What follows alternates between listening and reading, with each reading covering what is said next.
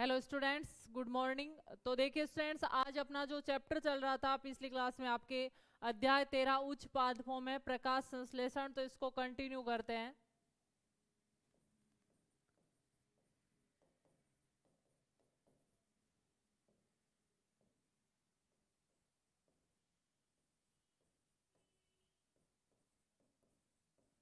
उच्च पादपों में प्रकाश संश्लेषण।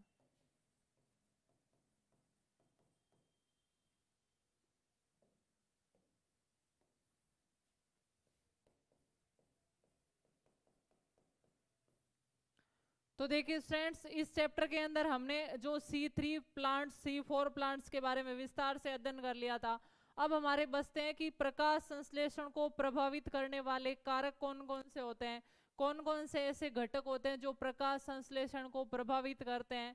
तो देखिए उनमें कई कारक होते हैं। एक तो पादप के आंतरिक कारक, एक बाह्य कारक है, वो प्रकाश संश्लेषण को प्रभावित करते हैं। तो देखिए हेडिंग लगाते हैं, प्रकाश संश्लेषण को प्रभावित करने वाले कारक।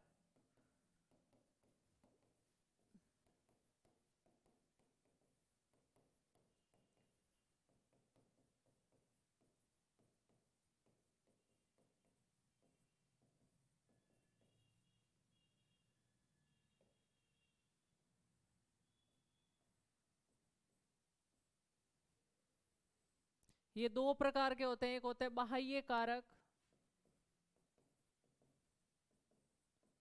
और एक होते हैं आंतरिक कारक।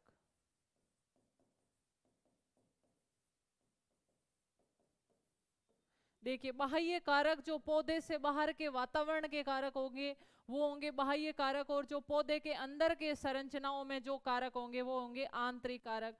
तो बाह्य कारक कौन कौन से होते हैं जो प्रकाश संश्लेषण को प्रभावित करते हैं?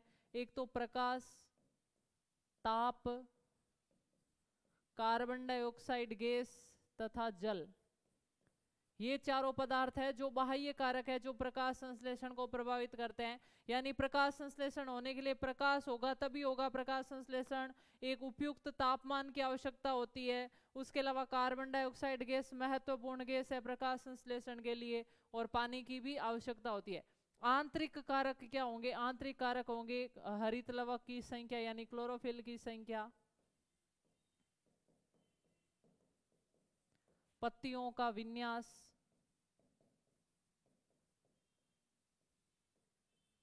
पत्तियों का विन्यास, पत्तियों की शारीरिकी,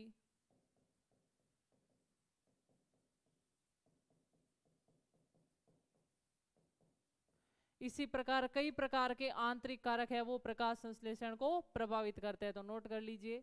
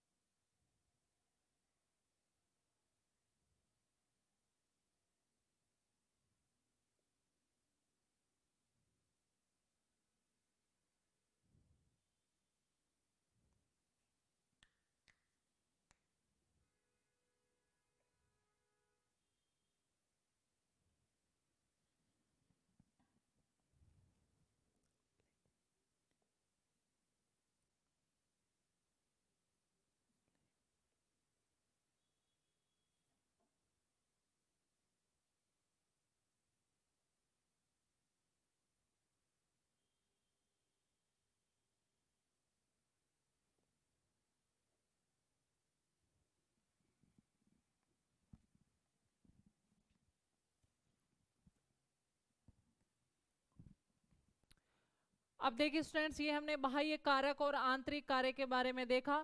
एक वैज्ञानिक थे जिसका नाम था ब्लेकमैन। उन्होंने क्या बताया कि इन सब कारकों में से पौधे में प्रकाश संश्लेषण वो कारक प्रभावित करेगा जिसकी कमी हो। अब कैसे, देखिए जैसे कोई शुष्क मरुस्थल में पौधा पाया जाता है तो उसमें किसकी कमी है?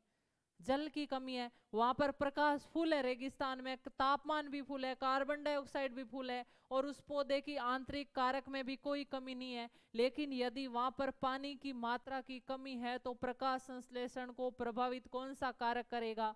जल करेगा, जिसकी कमी है, और इसको क्या बोला जाएगा? सीमाकारी कारक। सीमाकारी कारक। या आपको पूछा जा सकता है कि मरुस्थल में पाए जाने वाले पौधों के लिए सीमाकारी कारक कौन सा होता है, तो आपको पता होना चाहिए मरुस्थल में किसकी कमी होती है? जल की कमी है। तो जिस कारक की कमी होगी, जो अपनी न्यूनतम मात्रा में होगा, वो क्या कहलाएगा? सीमाकारी कारक।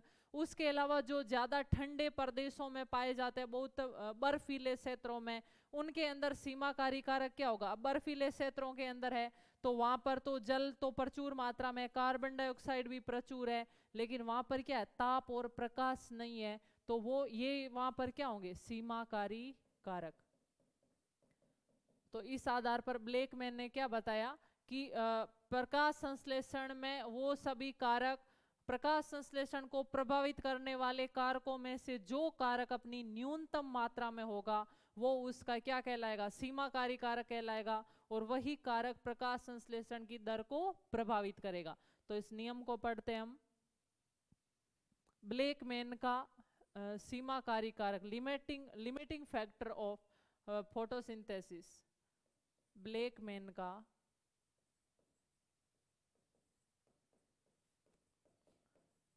सीमाकारी कारक, limiting factor, law of the limiting factor, Blackman का सीमाकारी कारक नियम।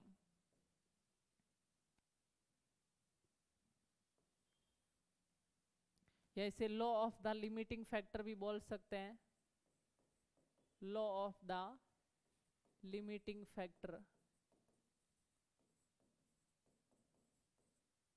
ठीक है।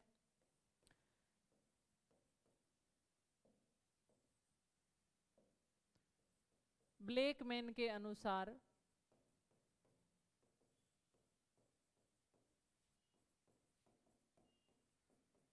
प्रकाश संश्लेषण को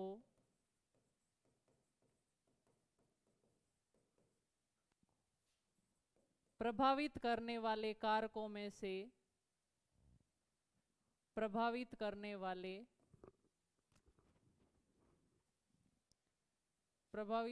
वाले कारकों में से जो कारक अपनी निम्न मात्रा में होगा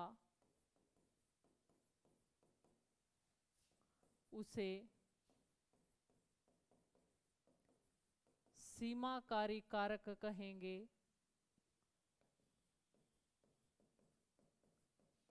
तथा यही कारक प्रकाश संश्लेषण की दर को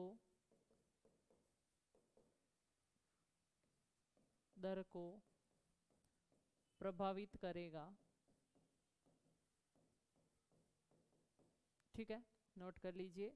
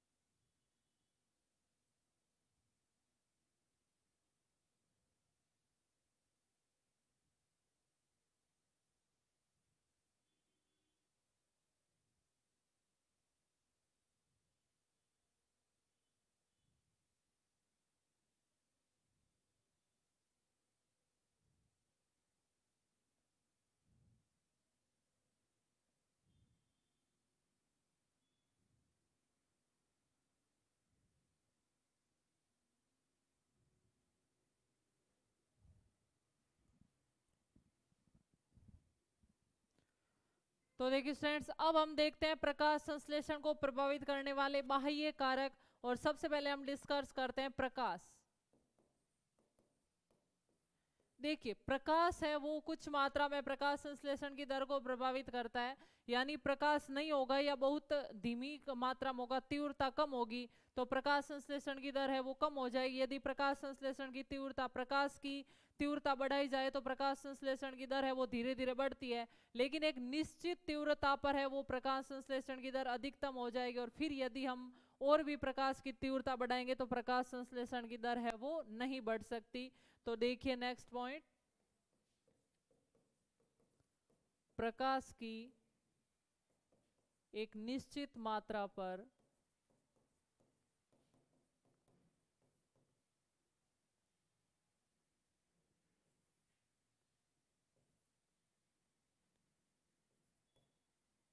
पर या तीव्रता पर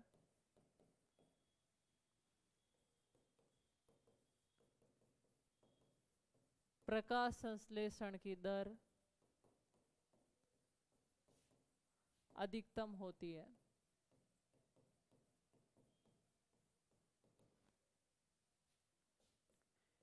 एक निश्चित मान तक तीव्रता बढ़ाने पर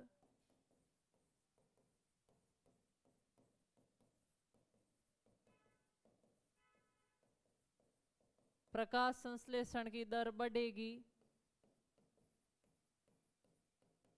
तथा इसके पश्चात तीव्रता बढ़ाने पर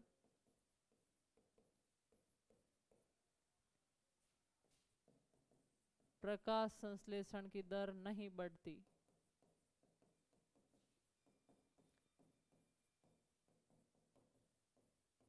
यानी जब तक प्रकाश की कमी है तब तक आप प्रकाश की तीव्रता जैसे जैसे बढ़ाओगे प्रकाश संश्लेषण की दर बढ़ेगी, लेकिन जैसे ही एक निश्चित ताप तक आपने तीव्रता बढ़ा दी फिर आप प्रकाश संश्लेषण की दर है वो नियत हो जाएगी। जैसे देखिए ग्राफ में देखते हैं हम,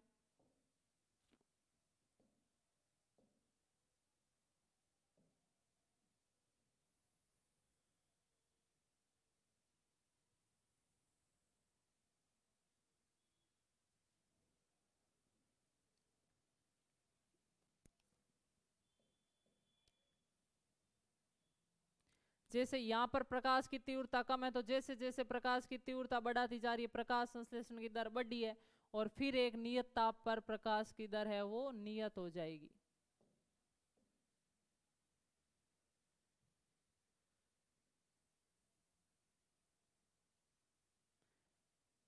तो इधर होगा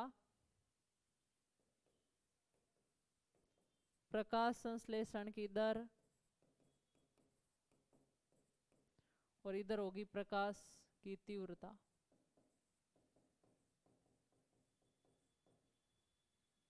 ठीक है, यहां तक प्रकाश की कमी है तो जैसे जैसे प्रकाश की मात्रा बढ़ाएंगे वैसे वैसे प्रकाश संश्लेषण की दर है वो कम होती जाएगी।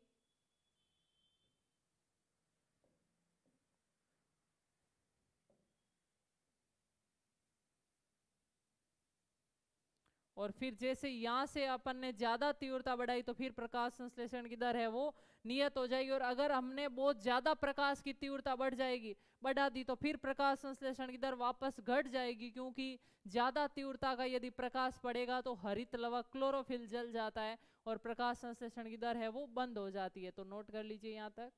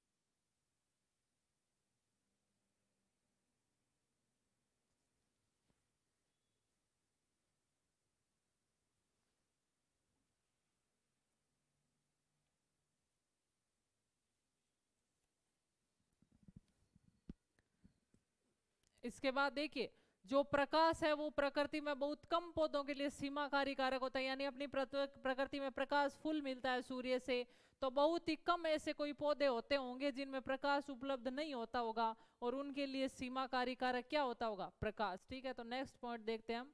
यही जो मैंने अभी आपको बताया कि यदि प्रकाश की तीव्रता बहुत ज्यादा बढ़ा दी जाए तो फिर हरित लवक जल जाता है और प्रकाश संश्लेषण की दर है वो वापस कम हो जाती है। तो देखिए एक निश्चित मान के पश्चात यदि प्रकाश की तीव्रता और अधिक बढ़ा दी जाए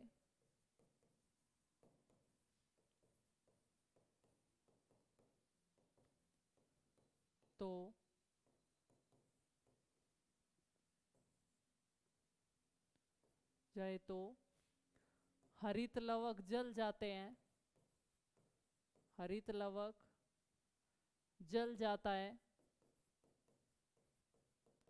जिसके परिणाम स्वरूप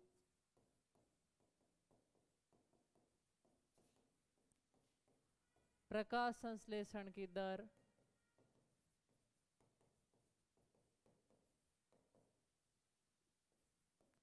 कम हो जाती है। तो इसका मतलब है प्रकाश की एक उपयुक्त मात्रा की आवश्यकता होती है पौधों के लिए, पत्तियों के लिए ज्यादा कम प्रकाश है तो भी प्रकाश संश्लेषण की दर कम हो जाएगी, और बहुत ज्यादा आपने तीव्रता दे दी तो भी प्रकाश संश्लेषण की दर है वो कम हो जाएगी।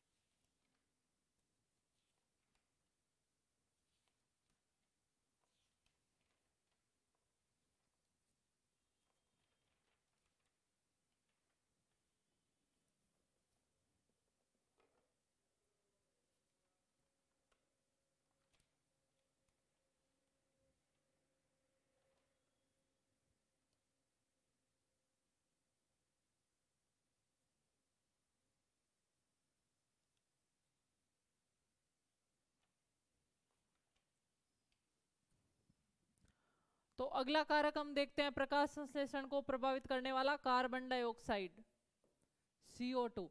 देखिए CO2 मुख्यतः सीमाकारी कारक हो सकता है क्योंकि वातावरण में कार्बन डाइऑक्साइड की मात्रा बहुत ज्यादा कम होती है, 0.03% ही होता है। तो अगर वातावरण में CO2 की कमी है तो पौधों के लिए ये सीमाकारी कारक हो सकता है, प्रकाश संश्लेषण की दर को प्रभावित कर सकता है। और अभी हमने पिछली क्लासों में C3 और C4 प्लांट्स के लिए पढ़ा हमने, तो आप सोच के बता सकते हो कि C3 और C4 पौधों में से किन पौधों के लिए CO2 है वो सीमाकारी हो सकती है, यानी किन पौधों में कार्बन डाइऑक्साइड की कमी रहती है वही उसका सीमाकारी कारक होगा। तो मैंने आपको बताया था कि C4 पौधों में तो पर्याप्त मात्रा में CO2 की पंपिंग होती रहती है मीजोफिल कोशिकाओं या पर्णमोद्यक कोशिकाओं के द्वारा पुलाच्छद कोशिकाओं में, लेकिन C3 पौधों के अंदर ऐसी शारीरिकी क्रेंज शारीरिकी नहीं पाई जाती है, इसलिए उनमें CO2 की कमी हो सकती है। और जिस कारक की कमी होगी जिसके कारण प्रकाश संश्लेषण दर प्रभावित होगी वो क्या कहलाएगा? सीमाकारी कारक। तो आपको ध्यान रखना है CO2 किन पौधों के लिए सीमाकारी कारक होता है, C3 के लिए या C4 के लिए? तो इसका आंसर आएगा C3 पौधों के लिए CO2 है वो सीमाकारी कारक होता है। ठीक है, तो इसमें हम नोट करते हैं पॉइंट, CO2 सीमाकारी कारक हो सकता है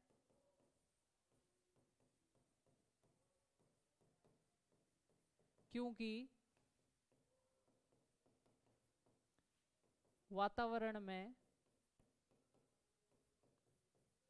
CO2 की मात्रा कम कितनी 0.03% होती है। नेक्स्ट पॉइंट, CO2 C3 पौधों के लिए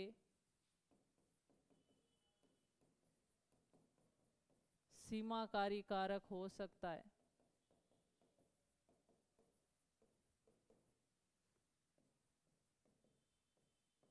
ठीक है, नोट कर लीजिए कार्बन डाइऑक्साइड,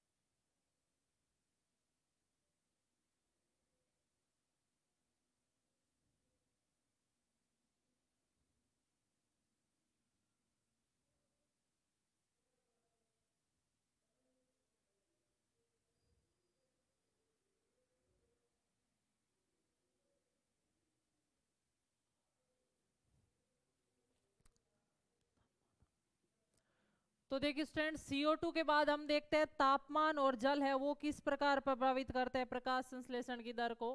तो देखिए तापमान जिस प्रकार प्रकाश की तीव्रता की एक उपयुक्त परास होती है, उसी प्रकार तापमान का भी एक नियत मान होता है।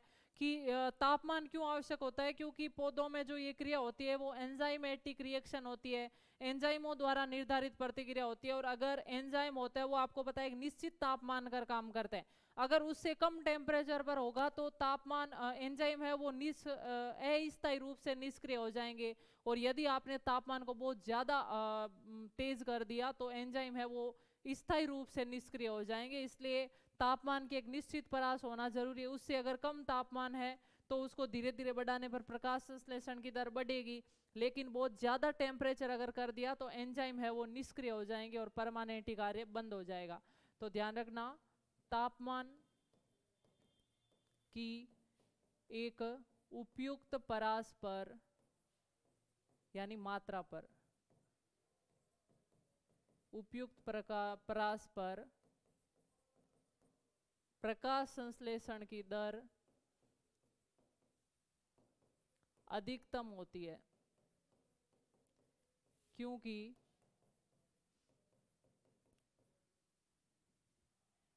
प्रकाश संश्लेषण में प्रयुक्त एंजाइम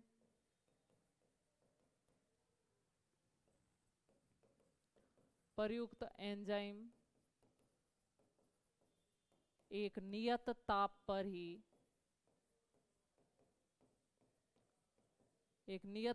ही क्रियाशील रहते हैं। ठीक है, और लास्ट पॉइंट है अपने जल की, जल है वो तापमान प्रकाश संश्लेषण को कैसे प्रभावित करता है।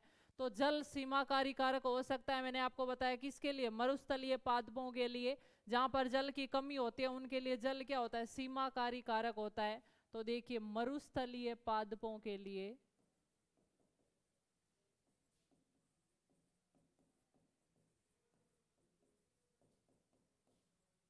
जल सीमाकारी कारक होता है।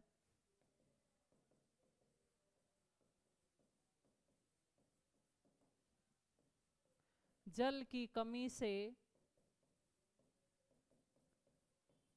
पत्तियों के रंध्र बंद हो जाते हैं।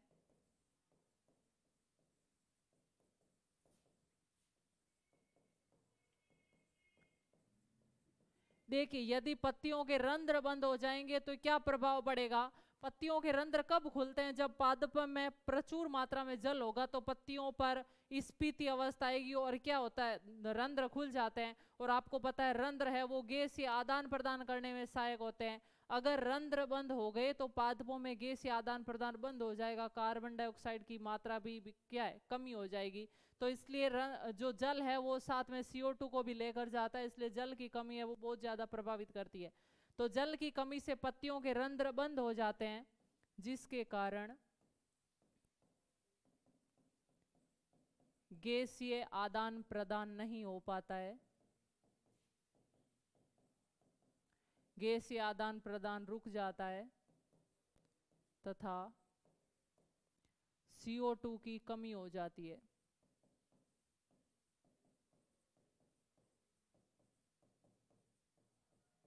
उसके अलावा क्या होगा, जल की कमी से पत्तियां मुरझा जाती है। जल की कमी से पत्तियां मुरझा जाती है। ठीक है, नोट कर लीजिए पॉइंट्स।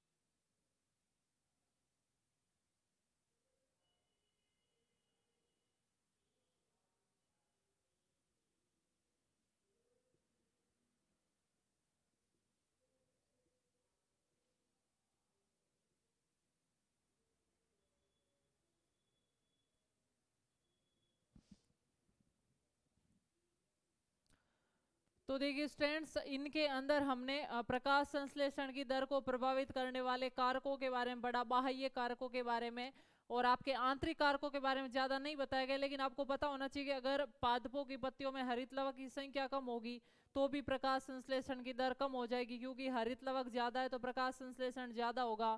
उसके अलावा जो पत्तियों की अगर वो सतह है वो अलग प्रतियां मुरझाई हुई है, वो एक आंतरिक संरचना का ही प्रकार है, तो भी प्रकाश संश्लेषण की दर है वो कम हो जाएगी, और वो इससे कनेक्टेड है जल से। मैंने आपको बताया कि जल की कमी से पत्तियां मुरझा जाती है, और पत्तियां मुरझा जाएगी, मतलब वो पर्याप्त मात्रा में प्रकाश को ग्रहण नहीं कर पाएगी, और हरित लवक है वो सक्रिय नहीं हो पाएंगे, जिसके कारण भी प्रकाश संश्लेषण की दर है वो कम हो जाएगी। ठीक है, तो देखिए स्टूडेंट्स, अभी तक हमने ये जो टॉपिक पढ़ा, आपके ये टॉपिक कंप्लीट हो चुका है। इसके अंदर हमने क्या क्या पढ़ा? सबसे पहले हमने पढ़ा था कि प्रकाश संश्लेषण किस प्रकार होता है, उसके लिए क्या क्या आवश्यक होता है, वो सब हमने पढ़ा। फिर हमने पढ़ा कि प्रकाश संश्लेषण है वो किन किन चक्रों से होता है, क्या क्या पदार्थ चाहिए, और उन पदार्थों के मिलने से आगे यौगिक कैसे बनते हैं, तो हमने सब पढ़ा। सबसे पहले हमने पढ़ा चक्रीय और अचक्रीय प्रकाशिक अभिक्रिया, यानी प्रकाश संश्लेषण को हम दो भागों में बांटते हैं, एक प्रकाशिक अभिक्रिया और एक अप्रकाशिक अभिक्रिया। जो प्रकाशिक अभिक्रिया वो दो प्रकार की होती है, एक होती है चक्रीय और एक होती है अचक्रीय, जिसमें इलेक्ट्रॉन एक ही चक्र में घूमता रहता है, जिससे निकलता है उसी के पास वापस आ जाता है, उसको चक्रीय अभिक्रिया बोलते हैं। और उसमें सिर्फ एटीपी का निर्माण होता है, NADPH2 का निर्माण नहीं होता है। जो अप्रकाशिक अभिक्रिया है वो जो अचक्रीय अभिक्रिया है वो जिग जैग गति में चलती है, इसलिए उसको जेड स्कीम भी बोलते हैं। और उसके अंदर फोटो सिस्टम फर्स्ट और सेकंड दोनों काम आते हैं। उसके अंदर एटीपी का भी निर्माण होता है, NADPH2 का भी निर्माण होता है, जबकि चक्रीय में सिर्फ एटीपी का निर्माण होता है, उसमें केवल PS फर्स्ट फोटो सिस्टम है वो काम करता है। उसके बाद हमने देखा कि जो प्रकाशिक अभिक्रिया उसका उत्पाद क्या बनाता है, एटीपी और NADPH2। फिर एटीपी और NADPH2 का उपयोग करके आगे शर्करा का निर्माण किया जाता है, वो अभिक्रिया कहलाती है अप्रकाशिक अभिक्रिया, या उसको अंधेरी अभिक्रिया भी बोलते हैं, क्योंकि वो डायरेक्ट प्रकाश से संबंधित नहीं होती है बल्कि प्रकाशिक उत्पादों पर आधारित होती है। और वो दो प्रकार की हमने पढ़े, एक C4 चक्र और एक C3 चक्र।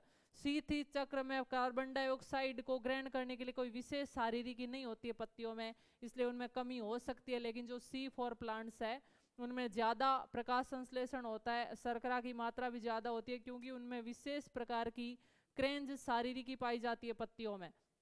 और उस शारीरिकी के कारण पत्तियों में दो प्रकार की कोशिका होती है, मिजोफिल कोशिका यानी पर्णमध्योतक कोशिका, और पुलाछद कोशिका। तो इस प्रकार C3 और C4 साइकिल हमने पढ़ी। C3 को केल्विन साइकिल बोलते हैं और C4 को हेच एंड क्रैक साइकिल भी बोलते हैं। ये नाम भी आप लिख लेना साथ में, और नोटबुक में साथ साथ आप पढ़ते जाना। और फिर लास्ट में हमने डिस्कस किया कि प्रकाश संश्लेषण को प्रभावित करने वाले कारक कौन कौन से हैं, बाह्य कारक और आंतरिक कारक। बाह्य कारक वही जो वातावरणीय घटक है, जैसे प्रकाश, तापमान, जल, कार्बन डाइऑक्साइड, और आंतरिक कारक जो पौधे की पत्तियों की संरचना होती है, हरित लवक की संरचना होती है। तो ये सब हमने इस टॉपिक में, प्रकाश संश्लेषण वाले टॉपिक में किया था कंप्लीट। तो स्टूडेंट्स इस वीडियो को बिल्कुल ध्यान से देखिए और साथ साथ में बुक से पढ़ते जाइए और रिवाइज करते जाइए। तो अभी तक की थी अपनी क्लास, मिलते हैं नेक्स्ट क्लास में एक नए टॉपिक के साथ। तब तक के लिए थैंक यू सो मच।